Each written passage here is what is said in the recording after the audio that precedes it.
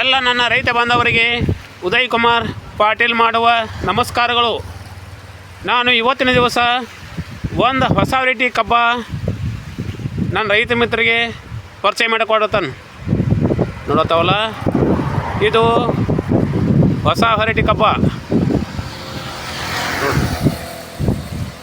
ಕಬ್ಬು ಮಾತ್ರ ಭಾಳ ಜಬರ್ದಸ್ತ್ ಬಂದೈತಿ.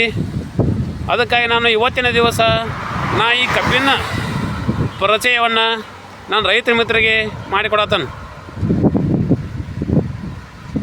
ಈ ಕಬ್ಬು ಯಾವುದಪ್ಪ ಅಂತಂದ್ರೆ ಚಂದಗಡ ಕಬ್ಬನ. ಚಂದಗಡ ಕಬ್ಬಿನೊಳಗನ ಭಾಳ ವೆರೈಟಿ ಇದಾವೆ ಗೊತ್ತಲ್ಲ. ಅದ್ರಾಗೂ ಇದು ಚಂದಗಡದೊಳಗನ ಯಾವುದಪ್ಪ ಅಂತಂತಂದ್ರೆ 9205 ನೋಡ್ರಿ. ಕಬ್ಬು ಮಾತ್ರ ಇದು ಭಾಳ ಜಬರ್ದಸ್ತ್ ಬರ್ತೈತಿ.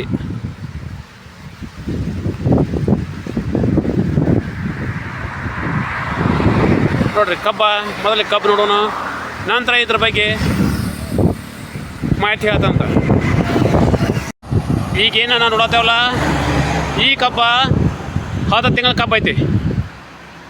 10 ತಿಂಗಳೊಳಗನ ಭಾಳ ಜಬರ್ದಸ್ತ್ ಕಬ್ಬ ಬೆಳೆ ಬಂದೈತಿ ನೋಡತ್ತೇವಲ್ಲ. ಈ ಕಬ್ಬ ಈಗಾಗಲೇ 25 ಗಣಿಕೆ ಮೇಲೆ ಕಬ್ಬು ಐತಿ. ಈ ಕಬ್ಬ ನೋಡ್ರಿ ಫುಲ್ ಹೆಲ್ದನೂ ಐತಿ. ಮತ್ತು ಈ ಕಬ್ಬಿಗೆ ಯಾವುದೇ ತೊರನಾಗ ರೋಗ ಇಲ್ಲ ನೋಡ್ರಿ. ಇದಕ್ಕೆ ಜಂಗಮ್ ರೋಗದಿಂದ ರೋಗವೂ ಇಲ್ಲ, ಆಮೇಲೆ ಬಿಳಿ ಉಣ್ಣೆ ರೋಗವೂ ಇಲ್ಲ ನೋಡ್ರಿ. ಆಮೇಲೆ ಈ ಕಬ್ಬ ಬೀಳೋ ಪ್ರಮಾಣ ಭಾಳ ಕಡಿಮೆ. ಯಾಕಂದ್ರೆ ಕಬ್ಬ ಈ ಸದ್ಯ 25 ಗಣಿಕೆ ಮೇಲೆ ಇದು ಕಬ್ಬ ಐತಿ. ಈ ಕಬ್ಬ ಇನ್ನು ಮಠ ಕಬ್ಬ ಬಿದ್ದಿಲ್ಲ. ಯಾಕಂದ್ರೆ ಈಗ ಮಳೆ ಆಗತೈತಿ. ಈಗ ಮಳೆ ಆದ್ರೂ ಈಗ ಎಲ್ಲ ಕಡೆ ಎಲ್ಲ ರೆಡಿ ಕಬ್ಬೆಲ್ಲ ಬಿದ್ದಾವೆ. ಆದ್ರೆ ಈ ಕಬ್ಬ ನೋಡ್ರಿ ಗೊತ್ತವಲ್ಲ, ಈ ಕಬ್ಬ ಈ ಮಳೆಗೆ ಒಟ್ಟ ಬಾಗೇ ಇಲ್ಲ ಅಂತ ಹೇಳ್ಯಾರ ನನ್ನ ರೈತ ಮಿತ್ರರಿಗೆ. ಈ ಕಬ್ಬಿನ ಬಗ್ಗೆ ಹೇಳತ್ತಾನ. ಮತ್ತಿನ್ನು ಮುಂದೆ ಈ ಕಬ್ಬಿನ ಬಗ್ಗೆ ನಾನು ಹೇಳ್ಬೇಕಂದ್ರೆ, ಈ ಕಬ್ಬಿನ ಗಣಿಕೆಯು ಉದ್ದ ನೋಡತ್ತಾರಲ್ಲ ನೋಡ್ರಿ. ಒಂದೊಂದು ಚೋಟಿದಾವ ಒಂದೊಂದು ಗಣಿಕೆ ನೋಡ್ರಿ. ಒಂದೊಂದು ಚೋಟಿ ಉದ್ದದಾವು. ಆಮೇಲೆ ನಮ್ಮ ಮುಷ್ಟಿ ಅಟ್ಟ ಗಡ್ತರದಾವ ತೋರಿಸ್ತಾನೆ ನೋಡ್ರಿ. ಫುಲ್ಲ ನಮ್ಮ ಮುಷ್ಟಿ ಅಟ್ಟ ಗಟ್ರೈತಿ. ನಂತರ ಇದು ಹೈಟ್ ಎಲ್ಮಾಟ ಅಂತಂದ್ರೆ ನೋಡ್ರಿ, ಇದು ಸದಾಯಿ ಕಬ್ಬ ನೋಡ್ರ. ಇದು ಎಲ್ಮಾಟ ಅಂದ್ರೆ ಈಗ ಒಂದು 25 ಗಣಿಕೆ ಕಬ್ಬಾಗೈತಿ. ಈಗ ಸದ್ಯ ಇದು ವಾಡಿ ಬಿಟ್ಟನ ಒಂದು 15 ಫೂಟ ಕಬ್ಬ ಐತಿ ನೋಡ್ರಿ. ಇದು ವೆರೈಟಿ ಮಾತ್ರ ಭಾಳ ಬಂಪರ್ ಅದಂತ ಹೇಳ್ಯಾರ ನಾನು ರೈತ ಮಿತ್ರರಿಗೆ ಹೇಳ್ತಾನೆ.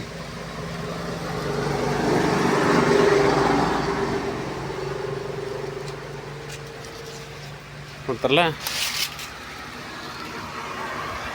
ಬರೀ ನಾನು ನೋಡೋಣ ಅಂತ. ಮತ್ತು ಈ ಸದ್ಯ ನಾವು ಈ ಕಬ್ಬು ನೋಡ್ತಾವಲ್ಲ ನೋಡ್ರಿ. ಈ ಕಬ್ಬ ಎಕರೆಗೆ 80ರಿಂದ 90 ಟನ್ ಕಬ್ಬ ಇಳುವರಿ ತೆಗೆದಾರಂತ ಹೇಳ್ಯಾರ ಈ ರೈತರು ಹೇಳ್ತಾರೆ. ನಾನು ಈ ಕಬ್ಬಿನ ಬಗ್ಗೆ ಮಾಹಿತಿ ತೊಗೋಬೇಕಾದ್ರೆ ಖುದ್ದಾಮಿಗೆ ಈ ರೈತರ ಮನೆಗೆ ಹೋಗಿ ಈ ರೈತರನ್ನ ಸಂಪೂರ್ಣವಾಗಿ ಮಾಹಿತಿ ತೊಗೊಂಡ್ಕ್ಯಾರ ನಾನು ರೈತ ಮಿತ್ರರಿಗೆ ಈ ವಿಷಯವನ್ನು ಹೇಳಾಕ್ತಾನೆ ನೋಡ್ರಿ. ಇದು ಸತತ ತಮಗೆ ಈ ವೆರೈಟಿ ಕಬ್ಬ ಅವರು ಹಾಕಾಕೈತ್ಕ್ಯಾರ. ಈಗ 3 ವರ್ಷ ಆತಂತ. 3 ವರ್ಷ ಆದ್ರೂ ಈ ಕಬ್ಬಿನ ಭಾಳ ಬಂಪರ್ ಇಳುವರಿ ತೆಗ್ದಾರಂತ ಹೇಳ್ಯಾರ ಈ ರೈತರು ನನಗೆ ಹೇಳ್ತಾರೆ ನೋಡ್ರಿ. ನೋಡ್ತಾರಲ್ಲ. ಮತ್ತು ಈ ಕಬ್ಬ ಈ ರೈತರ ಏನು ಹೇಳ್ತಾರಂತಂದ್ರೆ, ಬೀಳೋ ಪ್ರಮಾಣ ಕಡಿಮೆ. ಬೀಳೋ ಪ್ರಮಾಣ ಯಾಕಪ್ಪ ಅಂತಂದ್ರೆ ಇದಕ್ಕೆ ಬೇರು ಭಾಳ ಬರ್ತಾವೆ. ಬೇರು ಭಾಳ ಇದ್ದ ಕಾರಣ ಈ ಕಬ್ಬ ಬೀಳೋದಿಲ್ಲ ಅಂತ ಹೇಳ್ಯಾರ ಈ ನನ್ನ ರೈತರ ಮಿತ್ರರು ಹೇಳ್ತಾರೆ. ಮತ್ತು ಈ ಕಬ್ಬನ್ನ ಎಲ್ಲ ಫ್ಯಾಕ್ಟ್ರಿಯವ್ರಿಗೂ ಬೇಡಿಕೆ ಐತಿ. ಯಾಕಂದ್ರೆ ನಾನು ಈ ಕಬ್ಬಿನ ನಂಬರ, ಈ ಜಾತಿ ಹೆಸರು ಮತ್ತು ಈ ಕಬ್ಬಿನ ನಂಬರ್ ನಾನು ಫ್ಯಾಕ್ಟ್ರಿ ಅವ್ರಿಗೆ ತಿಳಿಸಿದ್ನಿ. ಅವರು ಫ್ಯಾಕ್ಟ್ರಿಯಾಗ ನಮ್ಗೆ ಏನು ಹೇಳ್ತಂದ್ರೆ, ಈ ಕಬ್ಬಿನ ಸಂಬಳ ನಮಗೆ ರೆಕಮೆಂಡೇಶನ್ ಐತಿ. ಮತ್ತು ಇದನ್ನು ನಾವು ಒಯ್ತೇವೆ ಅಂತ ಏಕ್ಯಾರ ನನ್ನ ಸುತ್ತಮುತ್ತಲ ಏನು ಫ್ಯಾಕ್ಟ್ರಿ ಇದಾವಲ್ಲ ಎಲ್ಲ ಫ್ಯಾಕ್ಟ್ರಿ ಅವ್ರು ನನಗೆ ಮಾಹಿತಿ ಕೊಟ್ಟಾರ ನೋಡ್ರಿ. ಕಬ್ಬು ಮಾತ್ರ ಭಾಳ ಜಬರದಸ್ತ್ ಐತಿ. ಮತ್ತು ಇನ್ನೊಂದು ನನ್ನ ರೈತ ಮಿತ್ರಕ್ಕೆ ಏನು ಅಂತಂದ್ರೆ ಈಗ ನಮ್ಮ ಕಸ ಹಾಕಾವಲ್ಲ, ಕಸ ಆದಾಗ ಈ ಕಬ್ಬಿಗೆ ನಾವು ಕಳೆನಾಶಕನೂ ಹೊಡಿಬೋದು ಅಂತ ಏಕ್ಯಾರ ಈ ರೈತನಿಗೆ ಈ ಮಾಹಿತಿ ಸಂಬಂಧ ಹೇಳಿದಾರೆ ನೋಡ್ರಿ. ಕಬ್ಬು ಮಾತ್ರ ಭಾಳ ಜಬರದಸ್ತ್ ಬಂದೈತಿ.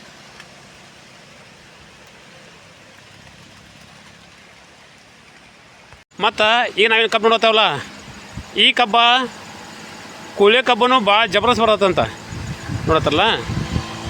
ಇದು ಪೈಲಾ ವರ್ಷ ಇದು ಯಾವ ಥರಾಗ ಬೆಳವಣಿಗೆ ಬಂದತ್ತಲ್ಲ ನೋಡತ್ತೇವಲ್ಲ, ಇದು ಯಾವ ಥರನಾಗಿ ಬೆಳವಣಿಗೆ ಬಂದತ್ತಲ್ಲ, ಇದು 2ನೇ ವರ್ಷ ಮಲ್ಲ ಇದೇ ಥರನಾಗಿ ಬೆಳವಣಿಗೆ ಬರೋದಂತ ಏಕ್ಯಾರ ರೈತರ ಮುಖಾಂತರ ನಾನು ಮಾಹಿತಿ ತೊಗೊಂಡಾಗಿ ಹೇಳ್ತಾನೆ. ಆಮೇಲೆ ಈಗ ಪೈಲಾ ವರ್ಷ ಇದು ಎಷ್ಟು ಟನ್ ಆಗಿರ್ತಾರೆ ಇಳುವರಿ ಪ್ರತಿ ಮುಂದಿನ ವರ್ಷವೂ ಇದಕ್ಕಿಂತ ಹೆಚ್ಚಾಕತ್ತಂತ ಏಕ್ಯಾರ ಈ ರೈತರು ಹೇಳ್ತಾರೆ.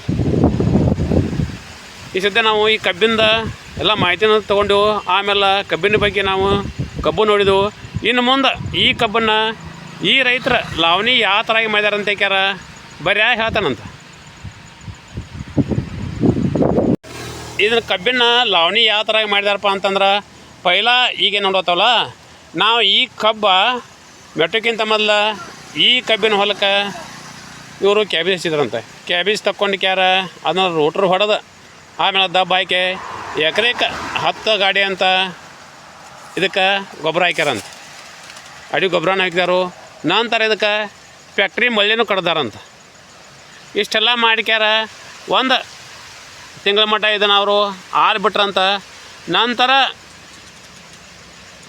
ಅದನ್ನು ರೋಟ್ರ್ ಹೊಡಿಕ್ಯಾರ 4 ಫೂಟ್ ಸಾಲ ಬಿಟ್ಟಾರ ನೋಡ್ತೇವಲ್ಲ. ಈ ಕಬ್ಬಿನ ಸಾಲ 4 ಫೂಟ್ ಸಾಲ ಬಿಟ್ಟಾರು. ಆಮೇಲೆ ಎಕರೆಕ್ಕೆ 3 ಟನ್ ಅಂತ ಇದನ್ನು ಕಬ್ಬಿ ಬೀಜ ತೊಗೊಳ್ದಾರ ನೋಡ್ರಿ. ಇದನ್ನು ಅವರು ಸಸಿ ಹಚ್ಚಲ್ಲ, ಇದನ್ನು ಕಬ್ಬ ತೊಗೊಳ್ದಾರ. ಮತ್ತು ಕಬ್ಬು ತೊಗೋದಕ್ಯಾರ ಇದನ್ನು ಸುಳಿ ಕಿತ್ತಾರ. ಸುಳಿ ಕೀಳಿದ್ರೆ ನನ್ನ ಕಬ್ಬ ಈ ಥರಾಗಿ ಆಗೈತೆ ಅಂತ ಕ್ಯಾರ ನಾನು ರೈತ ಮಿತ್ರರಿಗೆ ನಾ ಹೇಳ್ತಾನೆ ನೋಡ್ರಿ.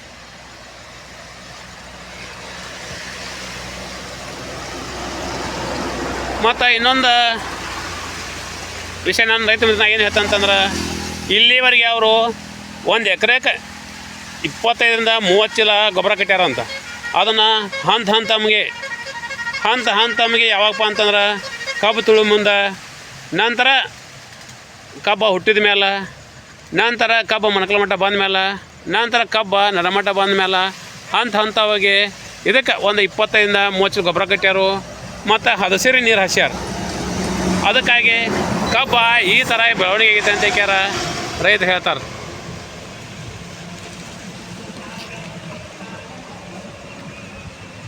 ಮತ್ತು ಇನ್ನೊಂದು ವಿಷಯ ಏನಂತಂದ್ರೆ ಈ ರೈತರು ಪೈಲ 86 ಕಬ್ಬ ಆಮೇಲೆ ಇನ್ನು ಉಳಿದ ಕಬ್ಬ ಹಾಕ್ಯಾರಂತ.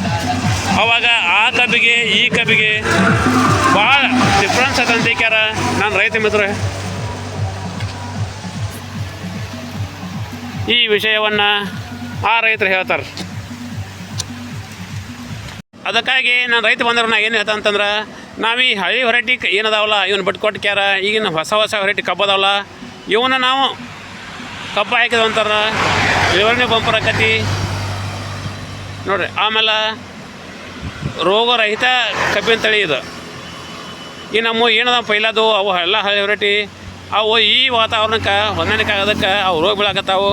ಅದಕ್ಕಾಗಿ ನಮಗೆ ಈ ಕ್ಲೈಮೇಟಿಗೆ ಹೊಂದುವಂಥ ನಾವು ಇಂಥ ಹೊಸ ವೆರೈಟಿ ಕಬ್ಬ ನಾವು ಹಾಕಿದೆವು ಅಂತಂದ್ರೆ ಇಳುವರಿನೂ ಬಂಪರ್ ಆಕತಿ, ಆಮೇಲೆ ಆದಾಯನೂ ಹೆಚ್ಚಾಕತಿ.